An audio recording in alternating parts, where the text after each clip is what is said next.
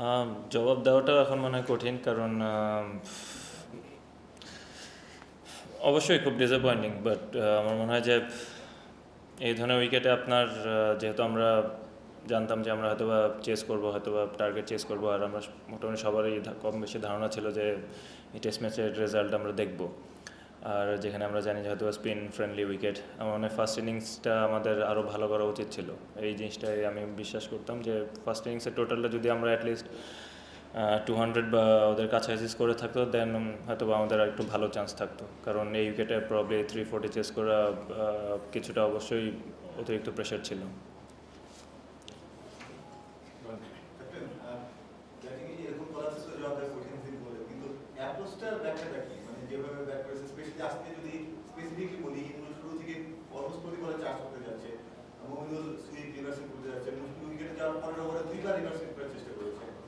প্রত্যেকটা ব্যাটসম্যানের যে অ্যাপ্রোচটা ছিল সেটা আসলে নিশ্চয়ই ভেবেই করা হচ্ছে, সেটা বেশি ব্যাখ্যা। ব্যাখ্যাটা এটা ছিল যে যখন গতকালকে ইভেন যখন আমাদের কথা হয়েছে যে ওরা অলমোস্ট তখন 312 রানের মতো লিডে ছিল, তো আপনি এই ধরনের উইকেটে যদি আপনি আপনার ইন্টেন্ট শো না করেন, আপনি যদি পজিটিভ না থাকেন, আপনি যদি বলারকে সুযোগ দেন আপনি সেটেল করার, তাহলে you will be in under trouble, huge trouble. তো আপনার অ্যাটলিস্ট ইন্টেন্টটা শো করতে হবে, but at the same time আপনাকে বল চুজ করতে হবে রাইটলি, যে আমি কোন বলটা মারতে পারবো আর কোন বলটা আমি হয়তো ডিফেন্ড করতে পারবো, অ্যাটলিস্ট আমি স্ট্রাইকটা রোটেট করতে পারবো। আদারওয়াইজ টাফ আর কি। আমাদের যেটা প্রথমে কথা হয়েছিল যে ইন্টেন্ট, যেটা নিয়ে আমি আগেই বললাম যে ইন্টেন্টটা আমাদের পজিটিভ থাকলে আমরা মনে হয় আমাদেরকে মানে সুযোগ দিচ্ছে। আদারওয়াইজ বলারকে যদি আমি এক জায়গায় বল করার জন্য প্রতিনিয়ত ডিফেন্স করতে থাকি, কারণ আপনি দেখছেন এখানে একটা বল স্পিন হচ্ছে, একটা বল সোজা যাচ্ছে, একটা বল আউট বাউন্স হচ্ছে, একটা বল নিচেও নামছে, তো সেদিক থেকে বলারদের মনে হয় যে আপনি সুযোগটা বেশি দিচ্ছেন। তারপরেও credit goes to the bowler যে ওরা সবসময় প্রেশারটা সবসময় আর কি বজায় রেখেছিল।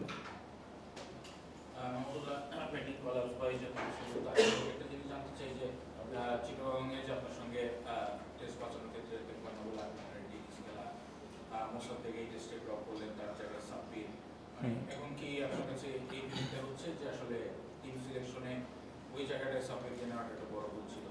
না, সাব্বিরকে নেওয়ার মূলত আরেকটা কারণ ছিল যে আমার মনে হয় যে ও স্পিন খুব ভালো খেলে এবং সুইপ রিভার্সিভ এই শটগুলো খুব ভালো অ্যাপ্লাই করতে পারে, তো এটা one of the main reason ছিল। আর আমার মনে হয় যে এই উইকেটে আপনি যতটুক যেটা আগে বললাম যে আপনার অ্যাটাকিং অ্যাপ্রোচ না থাকলে আপনার সম্ভাবনা অনেক কমে যায় রান স্কোর করার। আপনি যদি এই ইনিংসে দেখেন, মমিনুল যখন ব্যাটিং করছিল হি গট 33 আউট অফ 47 বলস। মানে আপনার পজিটিভ ইন্টেন্ট না থাকলে খুব টাফ, কারণ প্রপারলি ও হয়তোবা সামনে যাচ্ছিল আবার পিছনে আসছিল, উইক ফিট ইউজ করাটা ইম্পর্টেন্ট। তো এই কারণে আর কি সাব্বিরকে নেওয়া।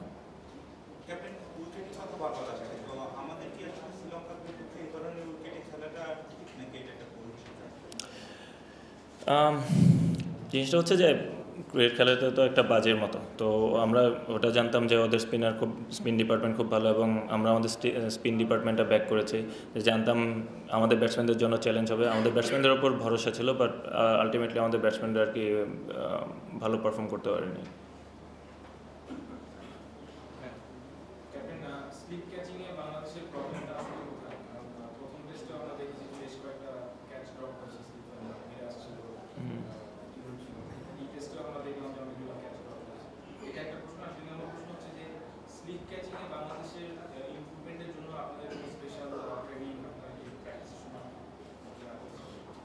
এটা সবসময় করে থাকেন, রিচার্ড আছে আমাদের ফিল্ডিং কোচ, তো ও সবসময় স্লিপ ক্যাচিংয়ের ওপর জোর দেয়।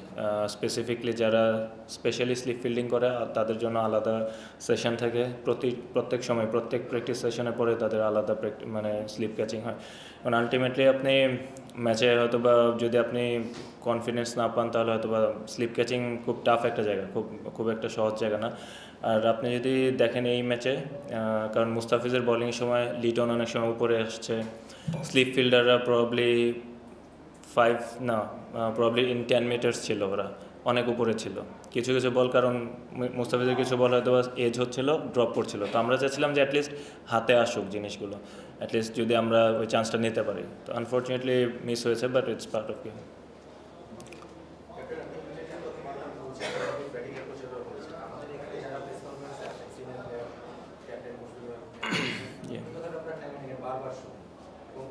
ব্যর্থতাটাই বেশি হয়, মনে হয় না এখন আমাদের এই জায়গাটা একটু চেঞ্জ করা দরকার?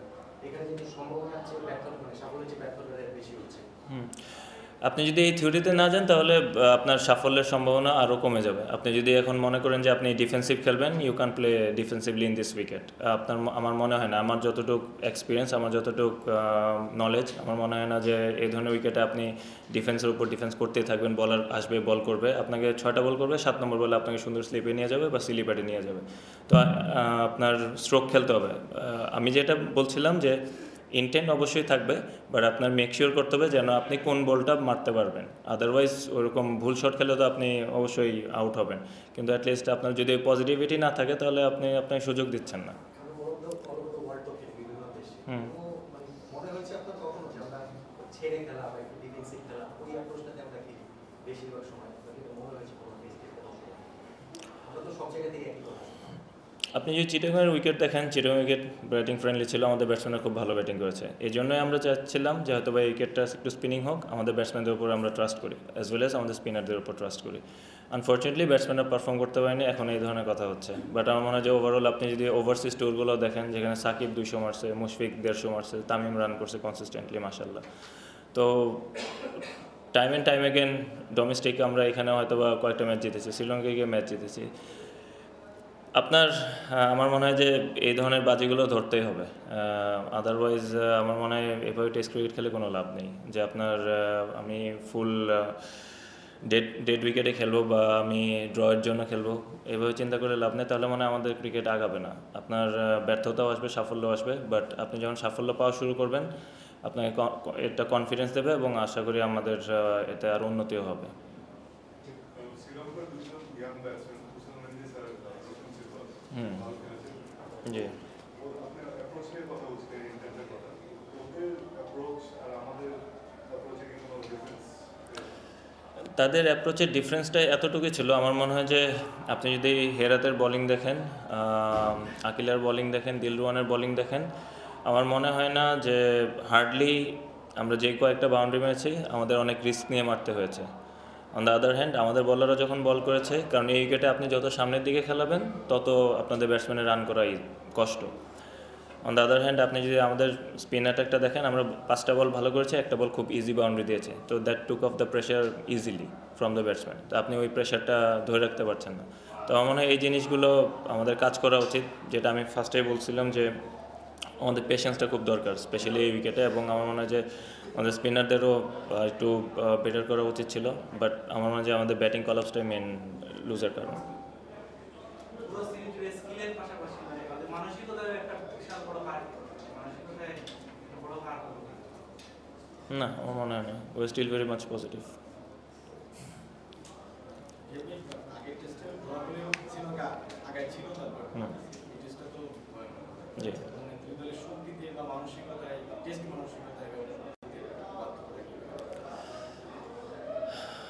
আমার মনে হয় আগের প্রথম টেস্টের কথা যদি ধরি, প্রথম টেস্টে আপনি যেটা মেনশন করলেন যে ওরা খুব ভালো একটা সুবিধাজনক পজিশনে ছিল, এবং আমার মনে হয় ওরা বিশ্বাসও করছিল যে ওরা ম্যাচটা জিততে পারবে।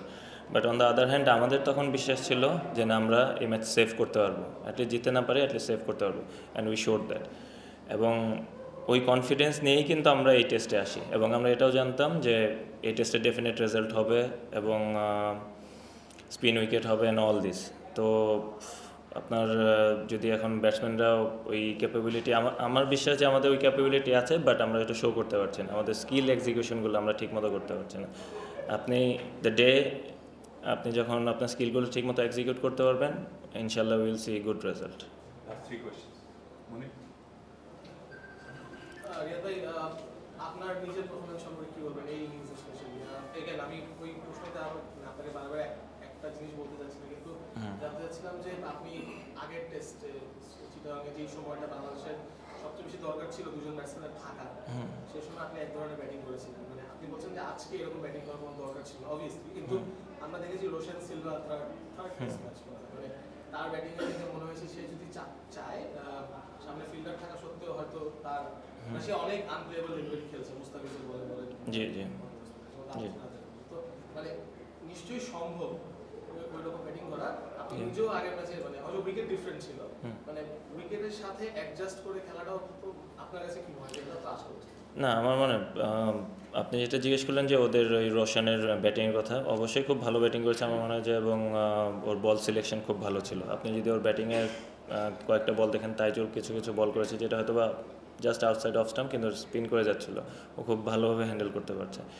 আমার মনে হয় এক একজনের ব্যাটিংয়ের ক্রাইটেরিয়া এক এক রকম থাকে। আমার কাছে মনে হয় যে আমি যখন পজিটিভ থাকি, অ্যাগ্রেসিভ থাকি, তখন আমার ব্যাটিংটা ভালো হয়, দেন আমি হয়তো বা সেটেল ডাউন হই। তো আমার সবসময় এই জিনিসটা বিশ্বাস করি এবং এভাবেই আজকে আমি খেলা স্টার্ট করেছিলাম, কারণ আমি জানতাম যে আকিলা হয়তো বা রাফ সাইডে হয়তো বা ইউজ করবে এবং যেহেতু ফার্স্ট ইনিংস আমাকে ওইভাবে আউট করেছে, হয়তো বা সেম জিনিসটা আবারও করবে। দ্যাটস ওয়াই ওরা লেগ স্লিপ থেকে সরিয়ে কাভারে নিয়েছে। তো জিনিসটা যেটা আগে বললাম, বলটা আমি ডিফেন্ড করতে গিয়েছিলাম, বাট আনফর্চুনেটলি ওটা স্লিপে চলে গিয়েছে। বাট ইন্টেন্ট যদি আপনি আগে সেম একই কথা আবার বলছে যে আপনার যদি ইন্টেন্ট না থাকেন তো আপনার চান্সটা খুবই কমে যায় এখন। জি তবে আরেকটা জিনিস জানতে চাচ্ছিলাম যে আপনি বললেন যে ওদের স্পিনাররা ওদের স্পিনার তো অবশ্যই আমরাও জানি যে হেরাত আছে, জি জি দিলওয়ান খেলবে, ধনঞ্জয় যখন এই সিরিজের প্ল্যানিং হয় নিশ্চয়ই আপনারা মানে অফিসিয়াল বলা যায় না যে আপনাদের পিচ সব টিম মানে চায় যে তাদের মতো একটা তাদের চাহিদা মতো একটা পিচ জি। মানে কোন জায়গাটায় আপনার মনে হচ্ছে যে ওই জায়গায় কোনো এক হচ্ছে যে ওইখানে কি কোনো মেসেজের ভুল ছিল কিনা যে শ্রীলঙ্কার স্পিনারদের কাছে আমরা ব্যাটসম্যানদের কাছে কি আসলে দুই নম্বর হচ্ছে যে ব্যাটসম্যানদের কাছে কি কোনো এক জায়গায় কোনো গ্যাপ যাচ্ছে, কোনো মেসেজে কোনো গ্যাপ যাচ্ছে কিনা যে আসলে ইন্টেন্ট কি আর এক্সিকিউশন, তারা কি ইন্টেন্টটাকেই বেশি গুরুত্ব দিচ্ছে? আমি সেম আবারও এই একই কথাই বলতে হবে, কারণ যে কনফিডেন্স নিয়ে আমরা চিটং থেকে আসছিলাম ব্যাটসম্যানদের উপর ভরসা করা, এই ভরসা করেই আমরা এই ধরনের উইকেট হয়তো বা প্রিপেয়ার করেছি। আর অন দ্য আদার হ্যান্ড যে হয়তো বা স্পিন উইকেট হলে আমাদের স্পিনারের কোয়ালিটি স্পিনার আছে, তো ওদের উপর সে ভরসা করা। এখন আপনি যদি ওই ড্রয়ের জন্য খেলেন ওই 3 নম্বর 4 নম্বর দিন পর্যন্ত, দেন ওই সেম আবার ওল্ড রুটিন, তো অ্যাটলিস্ট আপনার ওই সুযোগটা তো থাকবে যে আপনি হয়তো জিততে পারবেন বা হারতে পারবেন। তো বেসিক্যালি এই জিনিসগুলাই আর কি মেন পার্সপেক্টিভ ছিল এই টেস্টে। Last question. এটা কি বলবেন যে আপনি বারবার ইন্টেন্ট শো করার কথা বলেন, পজিটিভের কথা বলেন, but compare to Chittagong test, জি এই টেস্টের কন্ডিশন ওয়াইজ হুম উইলি ফেসের অ্যাপ্রোচ এরকম অ্যান্ড স্ক্রিন অ্যাটাক, জি এইখানে কতটা সাকিব আল হাসানের অভাব অনুভব করেছে team Bangladesh? I think massively, কারণ ওর ব্যাটিং এবং বোলিং দুটাতেই আমরা প্রচণ্ড মিস করেছি, কারণ সবাই জানি যে ওর ক্যাপাবিলিটি সম্পর্কে ওর, এবং স্পেশালি ওর বোলিংটা হয়তো বা আরও ডেডলি হতো এই উইকেটে, কারণ ওর কন্ট্রোল আরও অনেক ভালো, ও ভালো ব্যাটসম্যান রিড করতে পারে এবং খুব তাড়াতাড়ি ম্যাচের সিচুয়েশনগুলো কন্ডিশনগুলো রিড করতে পারে। তো সেই দিক থেকে অবশ্যই, আর আমরা সবাই জানি is a world class batsman, তো অবশ্যই হ্যাঁ ডেফিনেটলি খুব মিস করেছে। ধন্যবাদ। ধন্যবাদ।